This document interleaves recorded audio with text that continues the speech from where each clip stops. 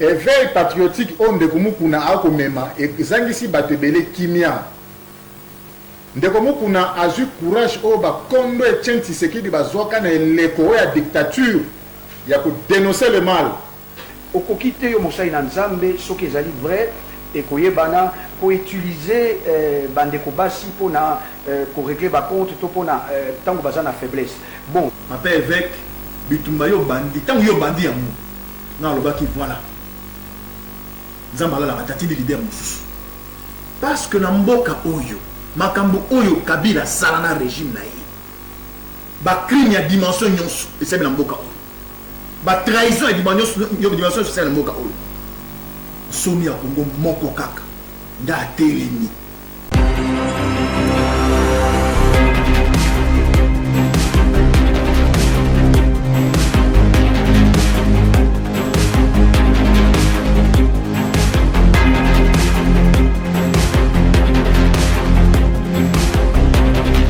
Voilà, Boto Bondeko Nabino Balandi émission Le Peuple Parle, Tomokolela Monabino Balandi émission Le Peuple Parle, Bandekolanga Le Peuple Parle, Amokola Lelo, Kakanesi Nalobaka, Mboka Oba respecta la population, na Bangote Akamboka ya Kokufa, chaîne de télévision, Oba respecta la téléspectateur, na Bangote à chaîne Moko ya télévision. Yaiki bandeko basije torobete za moi ebele affaire évêque Mukuna poursuivi pour viol mwana Congo évêque Pascal Mukuna na prison ya Makala ezali actualité torobeka yango torobeta appelle l'isolo ya Jean-Marc Abound visé par une pétition le député national torobeta appelle l'isolo yango torobeta l'isolo place Torovan de la mingi ezali dossier ya mwana Congo audience ya Vital Kamerhe ils a prévu le 5e mois 2020 bandeko torobeta l'isolo yango et puis toromeka moi pour évaluer peu ma parlementaire na biso par rapport parce que vous savez surtout évaluer pour biso mutumbe tuvutaki bango il faut que évaluer bango to parce que bazo ça musala bien to bazo ça la musala bien et puis nomination ya ba mandataire je pense que wana ndeza ba actualité toromeka ko beta yango toza na kati ya plateau na biso tozali na mwana Congo Toshimani Kisombe porte-parole INC ville province de Kinshasa tozali susu na mwana Congo Francis Lukunku communicateur IDPS Chakinda la cadre ensemble pour le changement tozali na bango c'est que émission mokola lelo bandeko na ngai vous allez émission moko placé et puis vous se retrouver na makambo mwa ebele tobani na mwana Congo Toshimana Kisombe mbote na yo mbote ndeko journaliste merci mingi na kokanisa ngai mpona napesa mwa maloba na baimboka na ndambo na kozala ngo kabola na ndenge émission ekosalema merci mingi très bien évêque Mukuna na Makala point de vue na rapidement na banzaki ete okopresente biso nyonso bongonga tokende mbala moko merci beaucoup évêque Mukuna na Makala tokonstate ete ekopesa leson na baye nyonso baokokanisa ete politique ezali to kosala éveil patriotique ezali komema na ndenge ya prostitution politique kolongola bavaleur lobi ozalaki na président Kabila alors qu'il n'y a pas longtemps bapesio badotation ya soki mpona football makambo ebele et bato ya nzambe oyo basengeli vraiment ete ya bato nyonso naza na parti pris te na likambo oyo biso UNC tozali concentré na oyo etali likambo ya président na biso mais nakoloba eloko moko ete basali ya nzambe bapesa biso image moko quand même oyo ezomérite biso tokende lisusu losambo nga na kakutu na église te na sambo ya kalanda kuna catholique mais baéglise de réveil ekomi mwa mingi na bascandale wana tozali koyoka soki justice mpenza ekosala mosala nango malheureusement kuna mpe na ngambo ya justice bakokoso ezali ebele mais tokosala nini eza kaka justice oyo toza nango okoki te yo mosali na nzambe soki ezali vrai ekoyebana koutilize bandeko basi mpona korégler bacompte to mpona ntango baza na faiblesse bon soki ezali ya solo soki mpe ezali ya solo te ndeko Pascal mpe Mukuna azali na droit présenter badéfense na ye tika ete nzambe abatela bango nyonso mpo ete likambo oyo ebima vraiment aux yeux vus de tout le monde biso eloko tokosenga en tant que eloko nini ya mabe ezali na éveil patriotique eloko nini ya mabe wana non eloko ezali ya mabe eloko bosolo te non eloko ezali ya mabe ezali sima ya éveil wana bato bazali mpe kobunga mpe kotia baintérêt na bango liboso ok esengeli toboya diffamation ok esengeli toloba makambo pamba te politique ya mboka na biso ezali kotambola lolenge boye tokoki kodénoncer makambo mais to éviter bassesse to éviter biloko ezangi ntina na lolenge nini na lolenge ete tozali na lelo na alternance eloko esalemi na Congo yango wana Vital Kamerhe pas azali kofuta parce que toyoki que il n'est pas bon un ménage il n'est pas bon de faire un ménage à trois donc il fallait koécarter mutu moko ndenge tozali koyoka mais biso tolobi ete alternance oyo tozwi na prix ya pasi ok toluka koprotéger yango to dénoncer makambo mais moi je pense pas que l'évêque Mukuna azali au-dessus de la loi topé mibeko ya mboka et qu'on s'appliquer d'une manière extrêmement dure d'une manière déroutée pour naïe il faut que toloba ce qui évêque Mukuna azali condamnable na likambo ezali wana ba apporter pe ba preuve donc au moment que na likambo na ja penza neutre parce que ngai tina nanga ezali que l'accusé soit accusé obanda déjà na pocha yiki ti aboloba mosai na nzambe fa katika la boye mosai na nzambe wana déjà zo la exécution wana ezali attaque mo Kristo ezali attaque politique te na ka mosai na nzambe na ndenge lelo bascandale ezali kokoma na ndenge ya Moïse Mbiye na kobeta masomo mingi bato omoni ezali ko salir image ndeko na répéter ngai to chumani je m'assume soki nazalaki pour ou contre avec Mukuna na kolobango awa naza ko relever ba fait soki kutu na témoin mot parce que toi la télévision na kofanda pamba te likambo wana etali na ngai te mais en tant que citoyen na koloba je voudrais que la justice fasse son travail parce que naza responsable politique nazali acteur politique pona ngai souci ezali que bazuzi batika ko bendanaka pe ko yokaka ba ordre politique soki ezali bongo te tant mieux mais pona question tuninga pona image respect ya basai na nzambe okoza d'accord na ngai ke ba scandale eleki mwa mingi mikolo yo et entacher mwa moralité valeur ya basai na nzambe oyo ya bimaki na mwasi banda mineur alongolisi mwasi bazemi oyo kuna asubisi mwasi na voiture akangi yango mwasi ya bato azalaki na pasi bana babimi ote mwasi wana za mwasi ya papa te bango nde baza na buku tout ça ça ne fera pas honneur à l'église totambola na bosolo parce que nyonso wana esalaka soki mpe bazali koluka yo na mabe na éveil patriotique oyo azali kodénoncer makambo na ye combat na ye politique je crois qu'il a déjà des gens à qui il y a ça mais seulement tant au profiter na combat pe de réveil pour yo comme intouchable d'éveil patriotique pour comme intouchable osalaka bato mabe toki na audio wana pona silisa moi si on azaki koloba ke éveil Mukuna pa azaki koloba ke yazali muta président Félix bakosimba ete azaki na ba réunion na présidence ce qui est allé à solo toi le kuta c'est quand les parce qu'Azala Félix non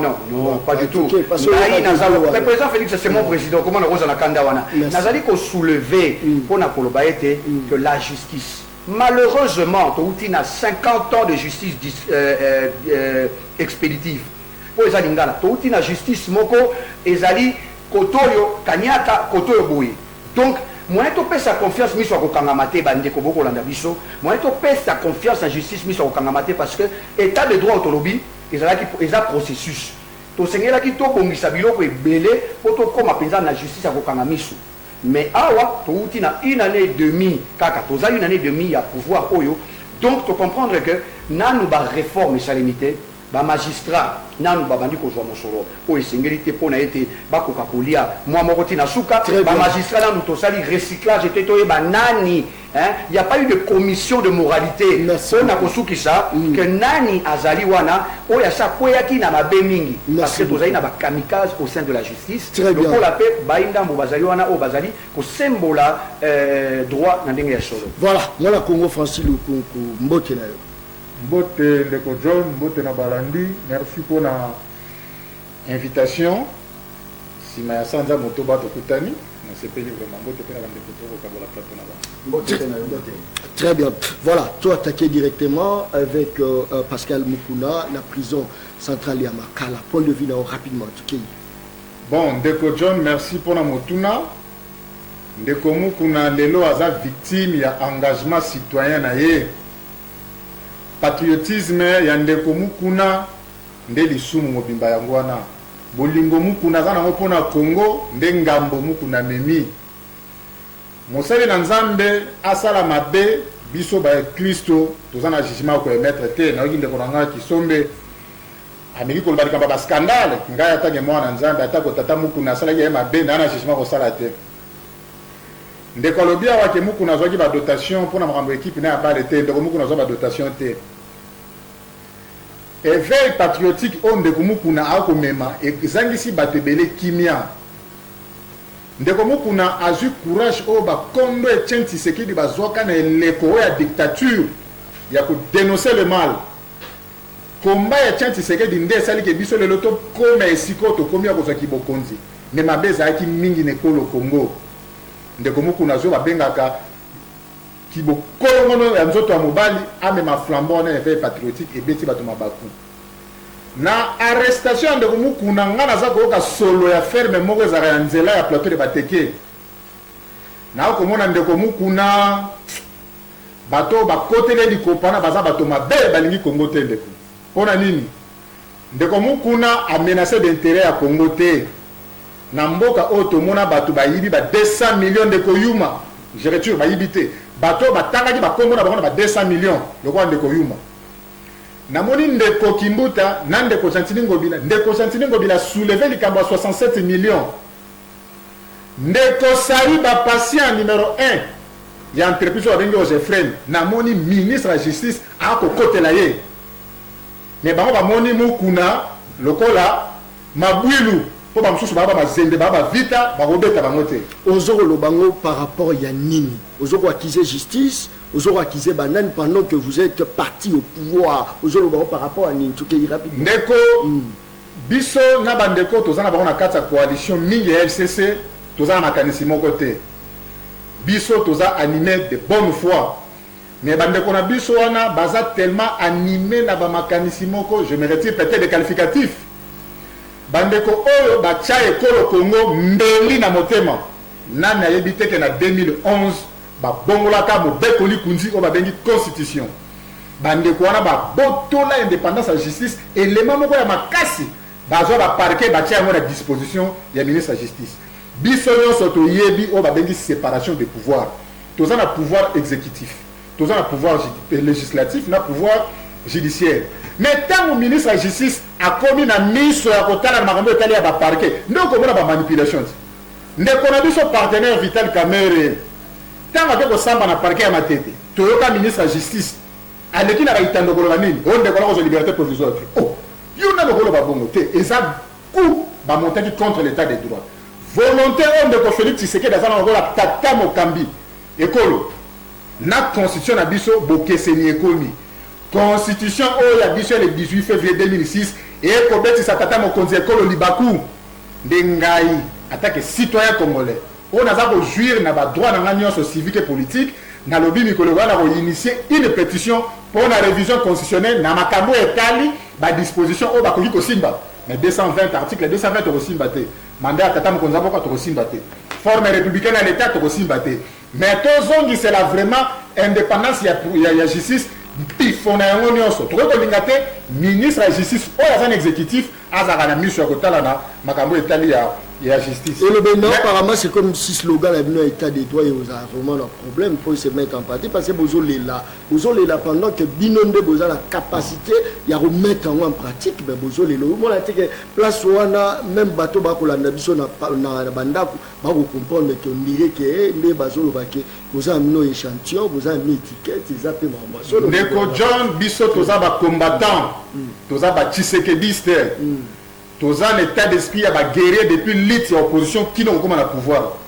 Peu importe les alliances, tu peux pas mototer. État de droit, c'est la réalité. Mais attention, les gens qui ont oyo, ba mesana kana ba justice au tonda ou benga justice ya ba mitindo, la justice aux ordres. Ba to wana nde ba ko luka ko freiner etamboli ya malamu ekolo. Bande ko na biso mingi toza na bango na coalition malgré baza sur ce plateau te o ya FCC. Bande ko na baza ba champion, bango bazo ba prix Nobel. Bango baza bato balonga na niveau que baza na la capacité moko extraordinaire ya coopérer dans la peau des autres. Ngana ko mitu na pona likambo ndeko mukuna ndeko John. Na ko beta ni lulu na beti ba kuminga di avec mukuna musana nzali. Ye aza moto liboso ate kotika dénonciation na justice. comme Moutalibosa Gendeko Funda. Mais maman on a Jezabel, Mami Chibola, Amola sona moi si pour maman la femme mariée. Wana ezali bakization de Konangai. J'assume. Attention de Konangai. J'assume ndeko. Voilà. Ils ont injurité, naza moto, naza pena moto si abato wala ndabiso, mais ko beka maman on a pour comportement, ils ont fingi terme wana umuntu ke yomo. Na retirer un peu de seni mais na fingi maman wana. C'est un état de droit sur les ali na mola soana oyoko kangami. Na retirer ndeko po obeto libakute mais na fingi mola sopo na nini. Voilà. Maman wana awutaki ko bala na kankoko. Maman wana Mamichi Bola azana mobali na ye kombo na ye Freddy Balenge ndeko wana zaka na États-Unis ndeko wana zosenga na famille ya mama Chibola bazongisela mbonga libala na ye donc mama wana tanga na kosenga na bandeko ya Freddy Balenge ba porter mama Mami Chibola plainte pour adultère ngana lobi boye na kosenga na bandeko ya justice bayebisanga méthode nini auto règle nini de droit au ba appliquer pour na likambo ndeko mukuna. Comment le deuxième accusé a comme le premier arrêté? Pour la militaire, le premier accusé, où ça a dit de comment avant d'arrêter faire manzela à plateau de Bateke, bah mais qui même pas pour fixer la justice, n'habiter pour la mini ministre de la justice, autorité morale na asa moto oyo de comment qu'on a ça qui dénonciation. D'ailleurs moment le bon qu'on a bangone banda ko pesa meeting dans makala et continue na kati ya parquet la grande essence ya Gombe pour que eba na omingisa makambo ndeko mukuna ozana lisungi pe na soutien ya balimboka zala makasi bitumbo memi ba congolais ba continuer yango moto akotika yote na kosenga na bana nzambe nyoso to bondo la pona passer mukuna totika yete biso nyoso tozala simana ye peut-être pour na ressources na koloba boye rapidement ndeko langa vérité lelo eyebani ke bato mususu baza déterminé ya ko poignarder état de droit volontaire Félix Tshisekedi de Gosuka dans Zelati. Biso to lebi boy. Tata Mokonzi a disposé ya kotia Congo sur les rails. Prophétie au passeur d'Ala Lobaki. Tozo sambela yango ekokisama. Moto no sa kotia li baku na etambo de malamu ya Congo akuta na kanda ya Nzambe. Très bien. Quand Mukuna wana nde abanda kipe azaki kumisa pe Kabila no. Il n'est jamais trop tard pour bien faire. Voilà. Ndeko Mukuna zaki na bango. Amori ke ngombe kokaki atambola na bato bazala makanisi ya ko makongo liboso na na soutenir to pour l'intérêt naï. Merci beaucoup. Tozala et patriotique ça na profit ba imboka ezaka ndeko Mukuna te. La preuve ndeko yebike ndeko Mukuna tanga bandaki combat éveil patriotique azaki na nzela malamu. Ngana ko suspecter bato ebele ba yenzinga nzinga éveil patriotique bato ba linga ndeko Mukuna bangonda ba pousser ndeko Mukuna vers la faute. Est-ce que on dit que non ça li faute yango bakani non on a dit ba pousser vers la faute dans quel sens? Est-ce que au yébi que de la na 10 secondes pardon 10 secondes de comment qu'on a sali dénonciation ma fongoli enregistrement la victime après or avant ça à fond l'enregistrement c'est quand il y a aussi la plainte fallait à fond l'enregistrement la victime pour que a réunir ma pièce sinon c'est convaincante à que le plainte mais donc on a amené la dénonciation voilà fond li sous enregistrement la victime il y a moment de tiki bandeko wana o balingi Congo que de libosote ba me ko frapper na zo bona li kofi mo bali moko et outi nzela à faire mais à plateau bateke ndebeti de komukuna ndepe yango pe ya obeta bino ile rien lo retene voilà mona Congo Jakindala mbote nayo mbote ndeko John mbote pe na bandeko nyonso oyo bazwi libaku malamu ya kolanda biso nakanisi nalongola masque quand même juste lokumu ezonga epai ya bayi Congo namoni tozali awa bandeko moko na moko na likanisi na ye nkembo pe kimia ya kolo nzambe oyo bakongo na biso bazala na biso na plateau lelo aozaka na biso parce que déjà tomoni na lamuka pe glissement salami uta élection salamaka tino lelo remise et reprise peso salamate c'est le problème ezaka presque partout voilà mais remise et reprise entre cordon ou sortant à zokota au moni to écoute biso na kati il y a confinement donc c'est ça glissement non exact glissement il faut ba mutoya remise et reprise physiquement na représentant dans le monde donc il y a aussi les malams voilà écoute actualité Japé Mala Moïse, est-ce que Japé Malaika on peut déléguer. C'est beau consommer qu'il y a un peu de ça glissement. Il y a un glissement. Ndimi mais alité n'a pas fait mon juridique pour empêcher qu'il violer en violation des règles accepte d'abord Jacques Ndala il ne peut le violer dans la mouka pas du tout ceux qui confirment à la matinée ceux qui malades de yabaté des remises de cette mandaka très bien to koti de ce mukuna na makala bat bazo tout na yango za nini au juste parce qu'il y a le éveil patriotique tout parce que l'état des droits et zongi ne bakangi et tous amis tout qui rapidement nalina kina pesa lokumu na évêque papa évêque mukuna na tombela e courage papa évêque bitumba yo bandi tango yo bandi ya mu na lobaki voilà nzamba la batati de leader mususu parce que na mboka oyo makambo oyo Kabila sala na régime na ye ba crime ya dimension nyonso esebi na mboka oyo ba trahison ya dimension sociale na mboka oyo somi ya Congo moko kaka nda atelemi azwi courage bolobi o azali kokumisa ezalaki oui azali kokumisa ye tamasa kokwara na ye aza pe na bacapacité ya bomoto kosala analyse moto na komisa oyo asu normal te na bendana yango abendanaki asalaki kimobali na français balobi il n'y a que les imbéciles qui ne changent pas nga na soutien na Kabila tant moni que ça ne va pas non non non non na oza sila sima tata ote na bendana na papa évêque Longonya bandeko na ko dans le mané le pasteur te na ba le ko la somi ya Congo papa évêque azana ba valeur ebele oyo sengeli moko na biso asimba ena mako nyoto ba yepa na biso to muto nyamo kumikolo balingi ba pakola son balingi ba pakola bozoba mais ko simba te po Congo oyo makila ba totangi ngonga ekoki ya été moko na moko télé évêque moko na porter plainte est-ce qu'on va convoquer muto à porter plainte basa la tante basa la théâtre pour le bio non la loi sur les anciens présidents ok d'accord ancien chef de l'État il faut que le parlement congolais Deko John Deko Totumani Deko Fancy totika sikoyo ko ba rwanda na mionga biso mo tali ba koyi muko na kena prison rwanda mo tamemi est-ce que rwanda mo tamemi ko na prison mboka nini muto akonzi mokili ekoki akende bolo bateye ata asali likama basi mbaete bo tia ko na libeko Kabila na droit nini na o nyuso ya zui na mboka oyo na se ya mabele likolo ya mabele na mipepe pe likolo ya mokili ya Congo démocratique oyo boka na kofuta plus de $600,000 par mois te ezali grave biloko oyo menga na kanisi na tika na sima isolo ya papa mukuna azalaki na mwasi na esika songolo na kanisi il faut to mettre PCT makasi parce que dans le poto alobi moi une femme qui par intérêt matériel échange avec son sexe est une prostituée. Cette dame-là est une prostituée. Ali Mwasi à Douba. Bakangi devait comme qu'on a liboso balobi plainte viol. Yami balé détention sur les documents sur les nignona. Yami ça te menace de mort. Tangena nai na ba accusation nyoso wana. Oyo wapi zuzu ya sambisa ki mokuna lobby a établir ba fait a PC map. Pour nani papa mukuna zela Jakinda donc zela Jakinda zela merci beaucoup. Je crois que nakati ya dossier ozo ko engagé dossier o bakangeli mukuna je crois que FCC nakati lisate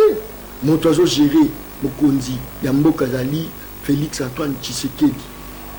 toko lo bake justice esali musala nango oleke to sangisa makamusu na kati nango ndeko Jakinda omoni na mboka Kongo ndenge ezali boye ndenge tovandi na mesa ana yo na mande rwata la biso bayedi ke FCC za na pouvoir na kasi ezali na lokolo na longoli to longola likitsolo na mama ya ndumba oyo bazo kosela mama papa mukuna wakamkwasi mwasi ya ndumba aye pour passer le canal le pongo fa pesa nzoto na ali mwasi ya ndumba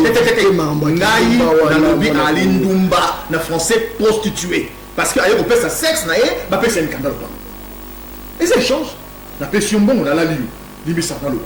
asali prostituée ali ndumba et boso ba sese ke na tozongi ba sese na makasité so ba sese na makasi boni na bilili to moni yazi masuba na ye awo ba libanda bilili azali ya motakati ali motaka mobimba motaka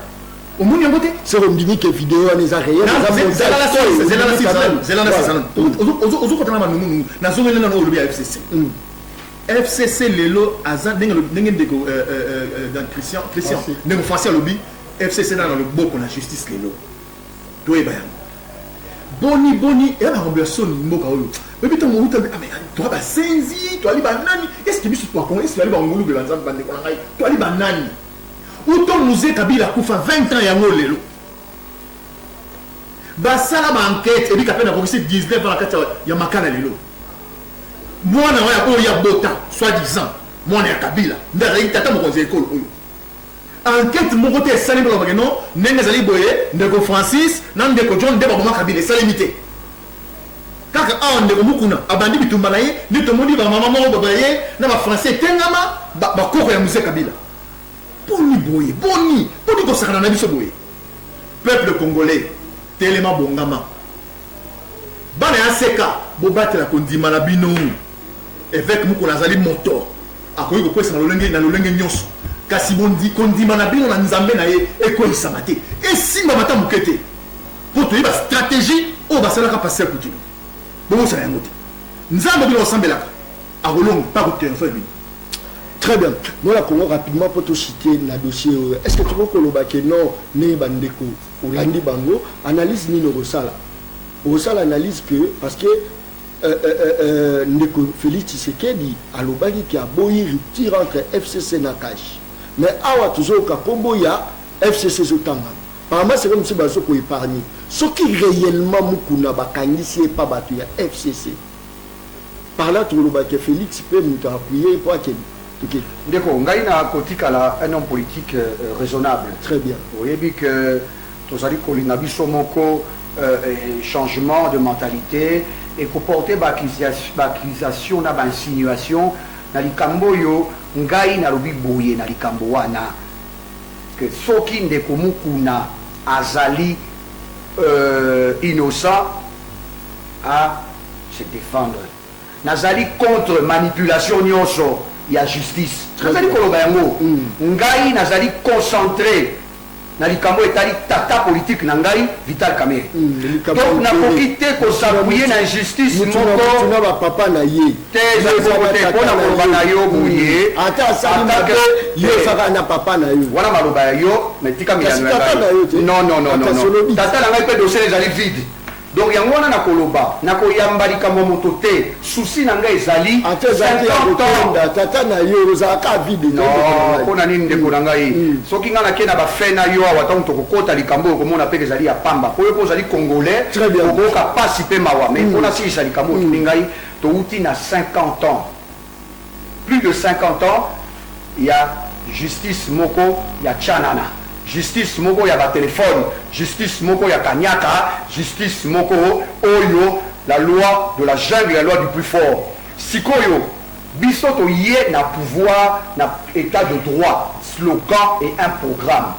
Une année et demie en goyo, nanu sur le plan de la justice, to sali réforme mon côté. Na ko ta la caméra pe na ko bana imboka. Donc to koki ko lobate na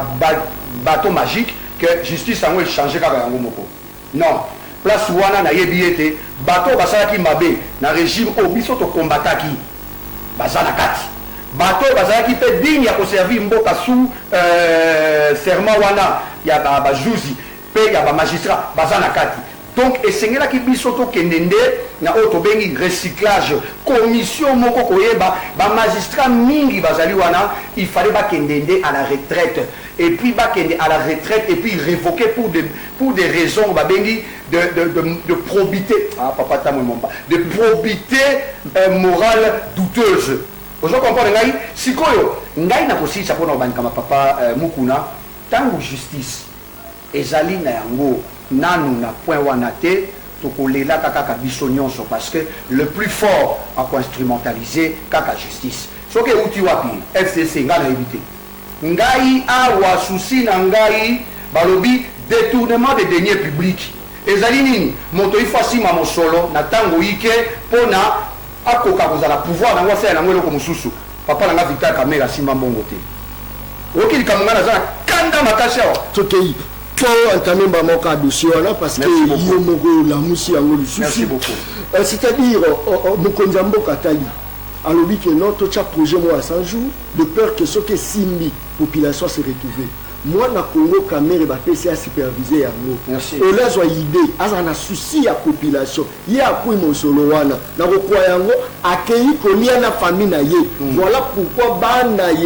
ya mwasi na ye baza pe impliqué na kati ya dossier wana tozoyoka lisolo ya Soraya abini boss na famille azopanza bambongo tokembala moko dossier yango. Merci ndeko esengo mingi po ete badeba ya boepermetaka bayimboka surtout na monoko ya bakanja mpenza bayoka biso ndenge esengeli na nkota tokomi ndeko 370 millions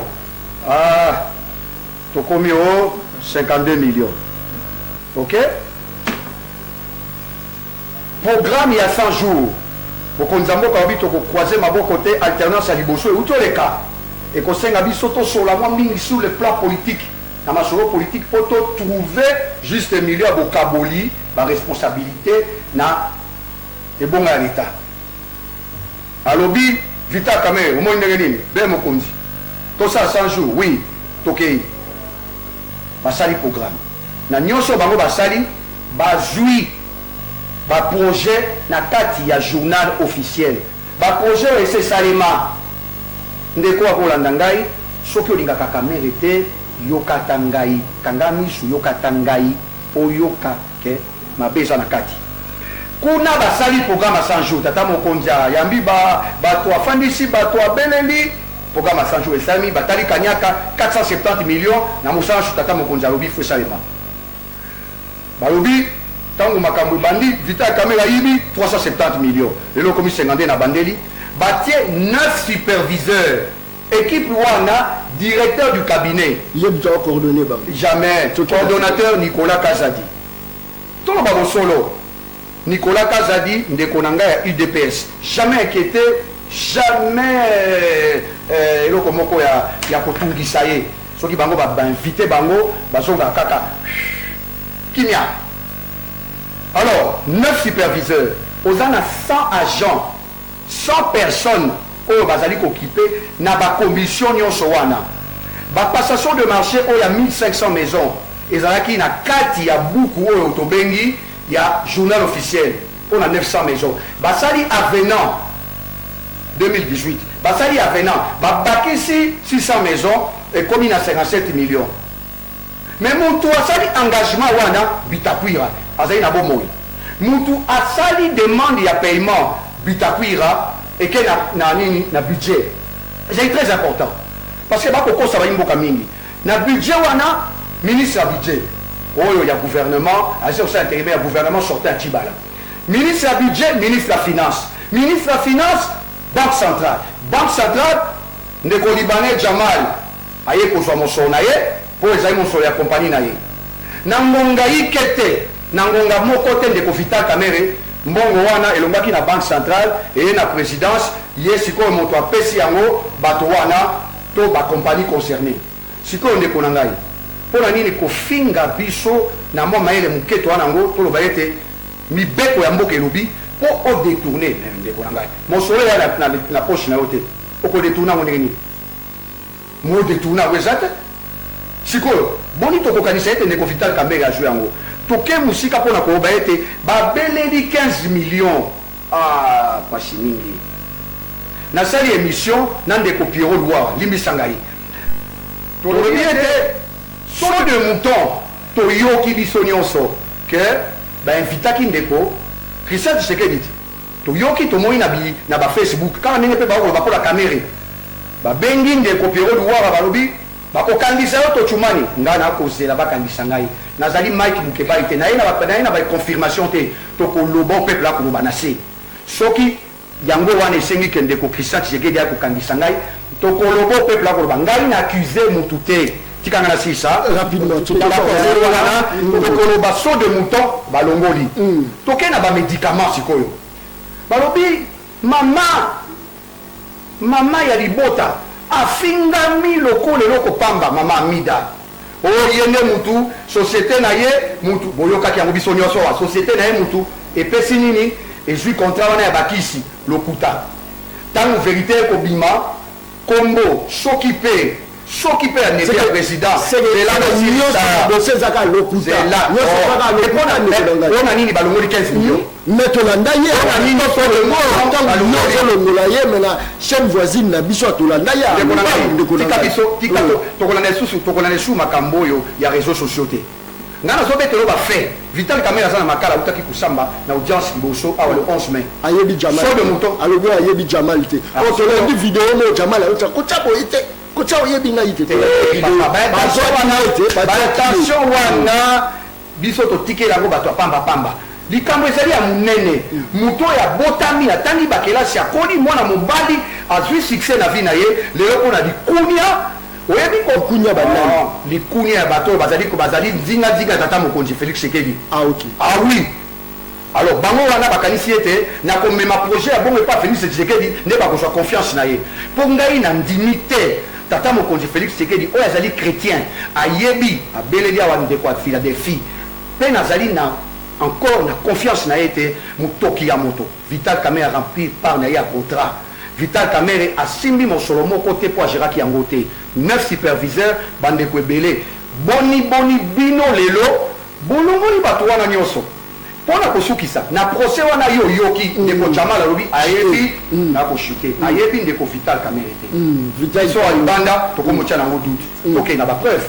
ndeko oyo muima jano oyo alobi lisusu ke mbongo epesamaki na ye akenaki Dar es Salaam kaka il faut kaka bango batanga kombo Vital donc sur base déjà de départ de oyo tomoni que ndeko Vital Kamerhe il va bénéficier contre la liberté provisoire mais malheureusement pour la 4e fois ndenge ndeko awa auti ko confirmer ngai ndeko IDPS que ministère de la justice soki bango bazali ko interférer na makambo etali parce que sortie médiatique wana ministre de la justice ezali vraiment kopesa passe na état de droit yango na biso to kobelela ete likambo pour na biso ezali procès politique. Très bien, rapidement moi na Congo Francis Lukunku et qui me connaît nini ndeko na biso auti koloba rapidement est-ce que to koloba ke ezali dossier politique so za dossier politique programme il y a 100 jours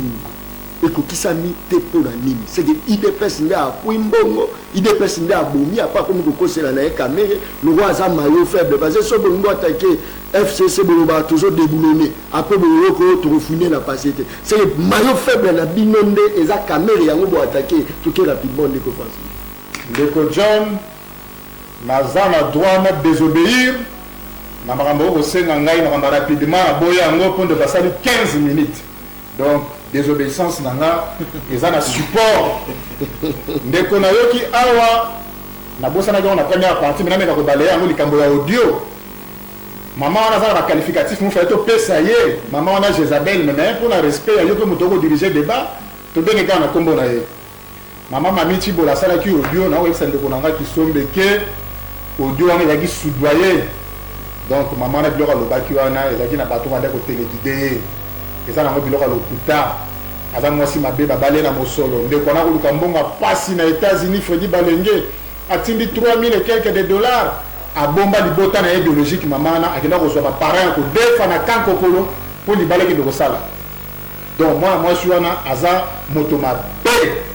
nayebi ete nyonso balaki ye bozwi biloko misolo akolia yango na kimia te ye ndenge aza wana encore anticipe bokwei ya moto na nzambe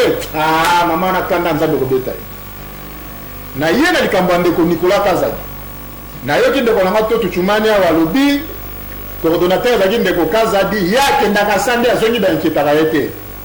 bon nakolinga te nameka kodecevoir bato bakolanda biso mpo toza na coalition omoni biso na bandeki tobandaka aventure na biso politike oyo na Kenya na Nairobi nde tosala cash nakoyebisaka ndeko ke Nicolas Kazadi asambi mbala 5 magistrat oyo aza magistrat instructeur oyo bandaki koentendre ye na phase wana ya projet direction amoni ke bon ndeko wana baindice ya culpabilité pesaki sur ye te selon lecture ya bajuge balache ndeko mais ce n'est pas pour autant tolobaki non ndeko wana bainquiété te on dirait ana moto moko akobatela ye te moto akobatela ye te mpo ndeko wana aa congolais au même titre que les autres congolais si réellement il y avait des éléments qui pesaient oyo bandaki koconfirme ezalaki kotanisama noir sur blanc ke ndeko wana azalaki na loboko na kati na saki je pense bakoka kotia mpe loboko ndeko nayoki mpasi ntango ndeko na ngai Kisombe akoloba makambo ya Vital Kamerhe ndeko Vital Kamerhe c'est notre partenaire moi personnellement nazalaka na beaucoup de respect mpona ndeko Kamerhe oyo ekomeli ndeko Kamere ekoki kosala biso esengo te. Pourquoi bokosana te ntango tosalaka cash bakambi ya mangomba mibale ya politique ya minene ya opposition de l'époque. Son Excellence Félix Antoine Tshisekedi, l'actuel chef de l'État, na monsieur le directeur de cabinet Vital Kamerhe, balobaki toko bunda tozwa bokonzi pour que tomema mbongwana. Lelo makambe comme le président Kamerhe, malgré kazana nous présumé innocent, mais pour ça la biso passe pour la nini. Au moment où le kumu wana ya ki directeur de cabinet na ya mandat auto reposa qui avait sur notre credo. Oh, il y a état de droit et je moi tâche tout moi bosoto. Ngana de ko beta de ko Kamerhe ma profiter to bambata te. Nana beaucoup de respect na ye. Maintenant soki na likambo ba maison. La maison préfabriquée de quoi évoquer likambo ya 900 maisons à développer c'est comme à 1500. Des qui sont de peut-être les ans d'éléments on a payé na bande côté. 900 maisons pour 26 millions de dollars. 1500 maisons pour 57 millions. Bande comme sous balobi. Manayoki qui paraît qu'il y a facturation ezalaki. Bon, bisonné to ça encore tata mo conseil kolo. Aza ko continuer ko renouveler confiance pas moi na mboka Kamerhe. Bisonné to lobi nous sommes de cœur avec nos Kamerhe dans nos présumés innocents. Ndeko encore dans la justice après ça des éléments sur la sur facturation ezalaki te. Et le bel ndeko qui sont de et sa confusion na balimbo ko ba ko landa bisoté. Il est vrai que na kata coalition na biso ya cash moi hypocrisie ekomi mingi. Ngala uti ko sala poste moko ya 48 heures na lobby cash eza IDPS na INC. Mais ngala moni on dirait divorce eza programmé. Et ça va nous déclarer na lobby divorce eza programmé. Donc ko banda kaka tata mo conseil kolo aponaki motasa l'intérim ya directeur de cabinet. Ngai conviction personnelle. Et ça point de vue il y a parti na biso politique de PST. Na comment on dirait ba acte politique qui nous se demande opposer sikol. Qui ne te recommande à faire un mandat à reposer sur l'hypocrisie des acteurs. Pour aller dans le bibon. Ndeko sisi ndeko Kamere lobaki lendi on eloko moko mutuya leleka ki kaka bato bachaki kate. Na se plaka na kulu to na lingaka mingi mwa mayele na ye. Ndeko Kamere lobi na juge président na tribunal a EBCA ndeko na yebiki na ba situation ya boye ngata intellectuel nyose ko kokoma. Ah, lobi mingi. Donc ceux qui lobby ndeko Kamere za quitté. Biso to robeta maboko parce que partenaire na biso za laver. Ndeko zela. Papa c'est comme si bino bo ça la peuple. Bosali projet la bino il y a 100 jours en violation même il y a mibé. Après combien o Kamere était ndeko la bino o ya INC Kamere était. Atani Nicolas te finalement banani ba dino cholo. Ndeko biso tozana botosi mingi pour na peuple. Bitumbo to ko bunda to hériter à na bato ba bandaka ngo kala ba père ya indépendance ba kombe Etienne Tshisekedi ba zui ba leader nso ba Félix Antoine Tshisekedi ba ndeko Kamere ba zui le to komi na kibokonzi to ko saka na peuple te. Tozana devoir ya redevabilité. Il faut to zongi c'est la peuple wana ayeba bonne makambo ko tambola. Vérité zanini ndeko. Ngai na webisa ba congolais boy. Hypocrisie ngabo ba Teresa ke bande ko biso INC ne lobeli na bango soko teli bien bazaka na dotosi na tata mo konze ko wana lecture ngana ko sa na ko no ndena lingomba politique IDPS bango bazo ndena mo ba makanisi on dirait que ezana bato ba ko bundisa ndeko Vital Kamerhe ngana ko senga na bato ko na biso confusion ko tate INC IDPS toze eloko moko cash et beaucoup faté pour même ndeko Kamerhe ce qui lobi arrivé je ne souhaite pas que ndeko Kamerhe a quoi la justice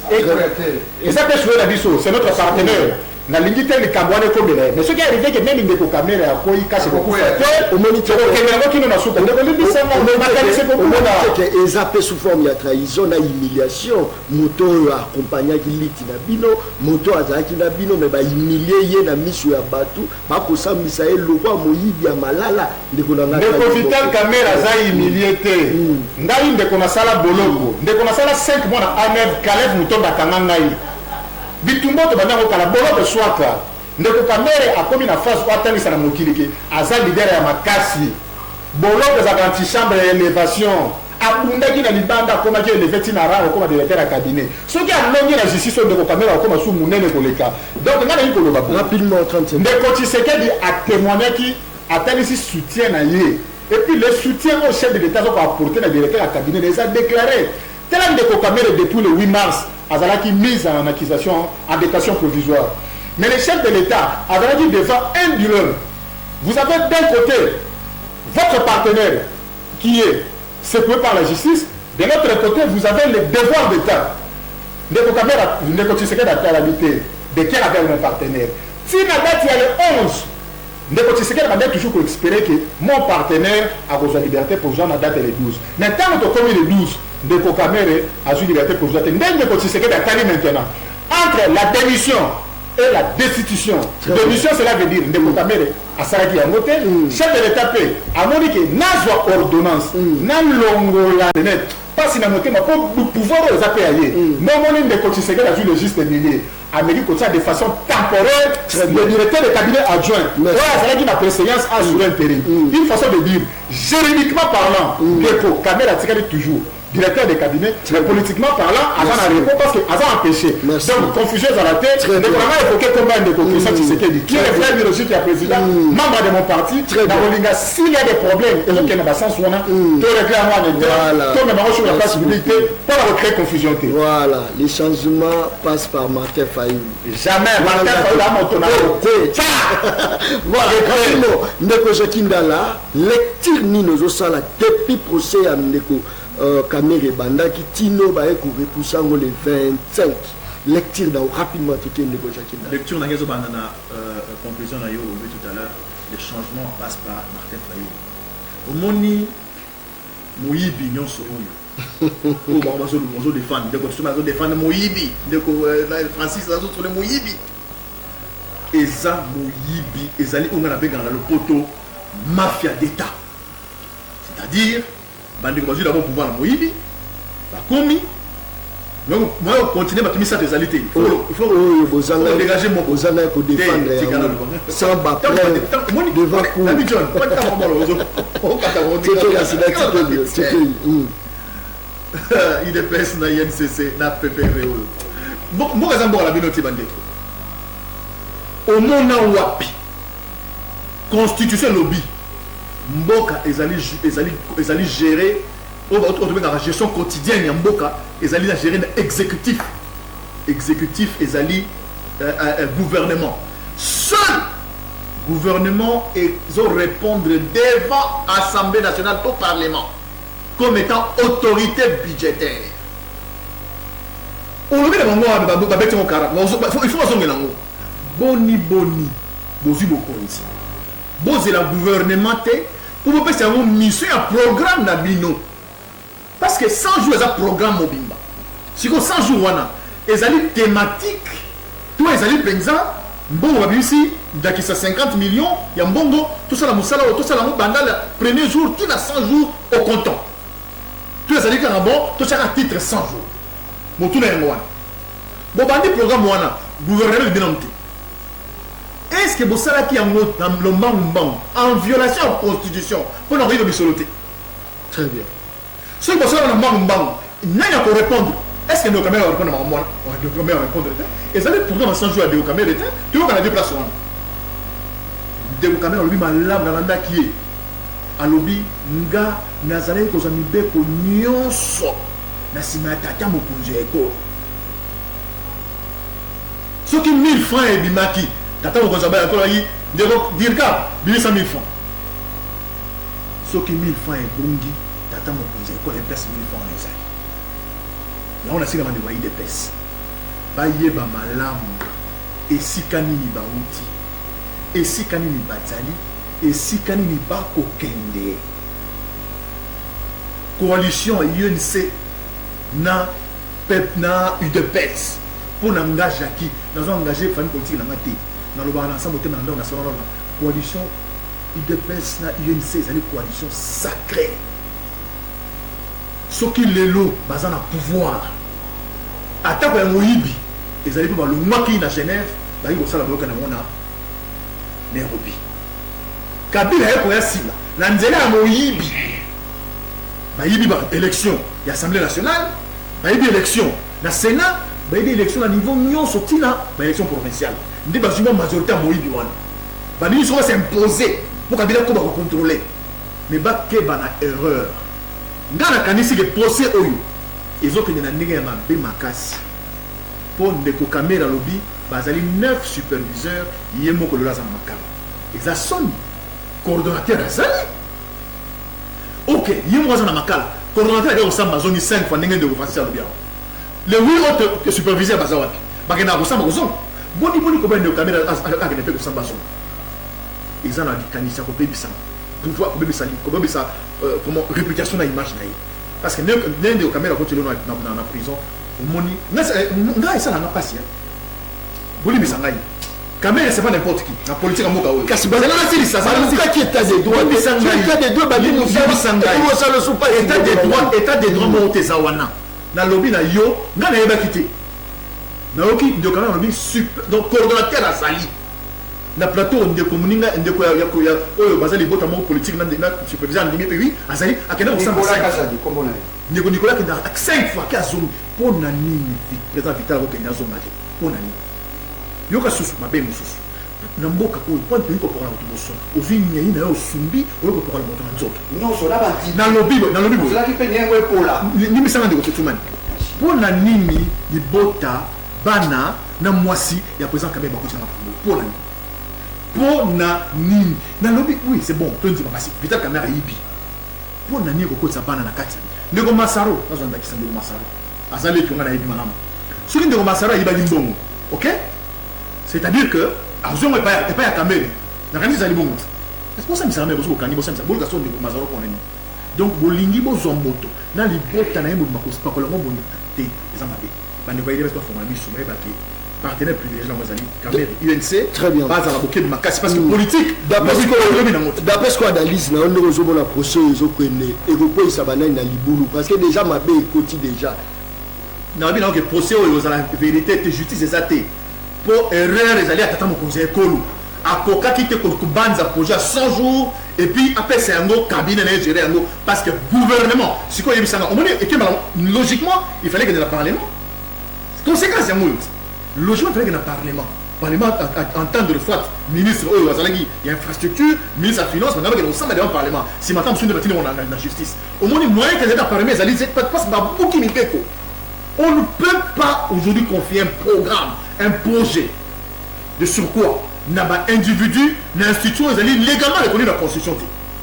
Un projet de société ou encore un projet de 100 jours, il fallait le gouvernement. Très bien. Vous avez pressé pour l'année. Voilà. Vous avez pressé pour bailler la mission. Très bien. Vous avez bailler la mission, vous avez une mafia. Vous avez une mafia.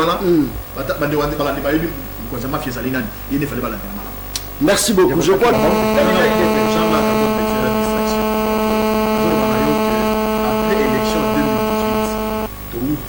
l'institution sur l'élection 2018 et ça va l'institution volontaire. Monsieur Kabila Joseph, monsieur son excellence, j'aime bien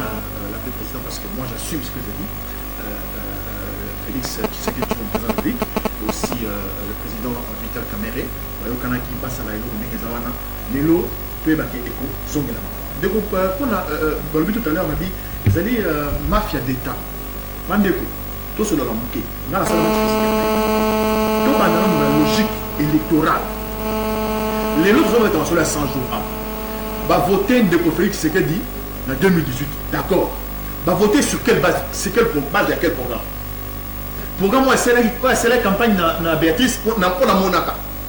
Na monaka président Félix Tshisekedi na Béatrice, ça c'est le programme na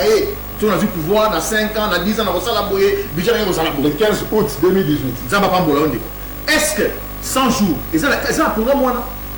T. Après ça soit débattre de prévision. Tu connais les manibali. Na dit est-ce que politique. Au lieu qu'il ne retrouve dans le bureau. Programme à 100 jours. Bah élément ébélé et là puisé au journal officiel. C'est-à-dire ils allaient continuité batika kolobaka combattre le système Kabila parce que bango IDPS na YNCC bazala la continuité du système ya Kabila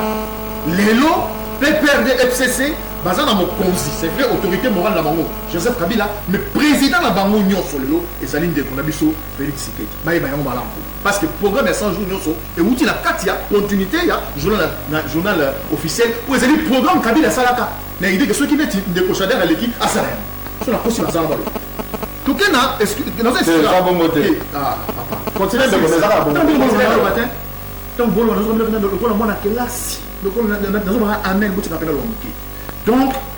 voilà esika escroquerie électorale inutile. Et puis et ça on l'a qui saqué banda kala il est passé ça une décision na PPRD. Donc Félix Antoine Sona Kabila banda kala si toujours la biso to ba na moto lo ba to ngana élection sans machine à voter ma biso to ngana machine à voter parce que solo là ti toqué la Genève Kabila za soit déjà Félix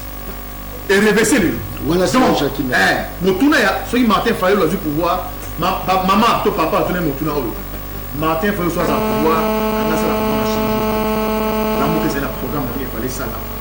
na ko to sa constitution ça va pas pour l'homme to pas au Benaki. Très bien. Et monsieur Sili, mais 30 secondes entre Félix Antoine Tshisekedi na Joseph Kabila Kabangi ami ya malamu ya ndeko Kamere ezalaki Kabila ndeko distraction qui yo répondre ngai parce que époque distraction makambo ba élection distraction mais réponse nanga yo ngapesa réponse oyo zela na lobi boy na bayimboka motuna wana distraction ndeko Jacques Ndala vérité des urnes distraction ngai nazali na problème boye awa likambu ya motion oya parlement ndeko Kabundu azali nanu étudiant azongela kelasi kuna premier vice-président esengeli na été nalingi koloba ete motion wana soki mpona ngai eleka UDPS mérite mieux au sein ya parti wana tala ba confusion nyonso wana pe ko retomber na cash tala ndenge UNC ezali structuré epesa biso bokasi biso nyonso soki ba parti politique wana ezali bien soko sunga mokonzi mboka malamu mpona kosilisa na pesi bino nyonso ba congolais botikala vigilant touti na 50 ans na koloba 50 ans ya justice à lokuta oyo tobengaki dictature touti obondisa Kabila sikoyo na une année et demie tosali na eloko te tolingaki nde tosala makambo boni bakoyebisa bino état de droit non boyi yango état de droit dans le quotité très bien tozali na processus président namoni mbala moko amatisi esengo mingi mpona bato bakozwa kanyaka malonga magistrat de 1500 à 4000 félicitations monsieur le président pardon abatisi mon solo il y a magistrat de 1500 à 4000 félicitations mais biso awa na lobi ete procès à Vital Kamerhe ezali vide donc ozela bazuzi bolibéré ye asala mosala azali kozela merci mingi ezomata mais toujours produire te sikoyo ezalaka kaka oyo non des entreprises basali grève 9 mois yere ya salaire omwana distraction ezali koyela biso mpe tozali kocomprendre à côté très bien comprenaki yango yango asengaki transformation ya plateforme électorale na politique mais malheureusement malheureusement tozali na moto ya kokamba bato mosusu ndeko na bandi ete ndeko na ngai abeti minduki moko na suka moyena tya badan eza te fona fongola ya ngai bachar de combat ndeko Kabunda akanisa ndeko Vital Kamerhe te moi confusion folongo ndeko Kabunda aza étudiant te Kabunda aza licencié en relations internationales ndeko Kabunda aza na bolingo ya droit mingi nde omona bandela droit ana deuxième graduat botika kokosa bayimboka il est détenteur d'une licence en relations internationales depuis 2007 na université de Lubumbashi je vous donne des élèves ndeko Kabunda kalisa vekate tika wana ko ida wana mususu ndeko wale za makafeka ane na charge na yo alukani ba couple na Jamal asisa mo makamba aza tatike vérité za le sous le couple mo côté non na même monsieur si moni ba solo ndenge yo kende biso ide test o za na na te de tchaka ba pour que bande ba di passer du vérité za le drapeau passer du si je fais na drapeau ide test au fin la vidéo tolérance jamais pas sanctionner na na ba di il y a pas debout. Merci beaucoup.